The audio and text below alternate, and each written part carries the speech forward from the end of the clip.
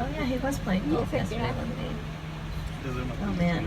And maybe he's just trying to get back into the swing of things, you know what I mean? Trying to get back to being here at the motel.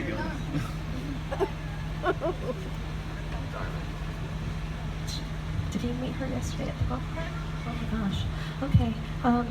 Listen, try not to be too frantic. Norman, I know, it's okay. Just look at me. We're gonna do those breathing exercises. Oh my gosh, okay. Listen, Rich, we gotta go. We gotta go. Go. Listen, Norman, I know this is a lot of people. You're not prepared for this. It's usually, oh my god. No, don't wave. Hello. You can run a free. Listen, Norman. No. Oh my gosh. For real?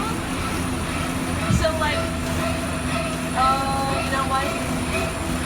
She kept you on the end, didn't she? You're one of the boyfriends that they thought, oh, we're gonna keep them on the end, as they call them. You almost lost an arm, you know? Oh, my goodness, guys, it's crazy. Poor thing, Norman has a disastrous relationship with himself, of course, with his mother. It makes sense to me that they live right next door to a disaster zone.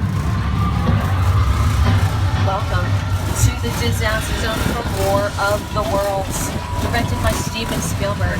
Take a look out to your left. That is a real Boeing 747 they purchased for this film. Just so they can you see? And when this is a brand new set here on the lot, a pilot flew over this, making his descent to the Burbank Airport.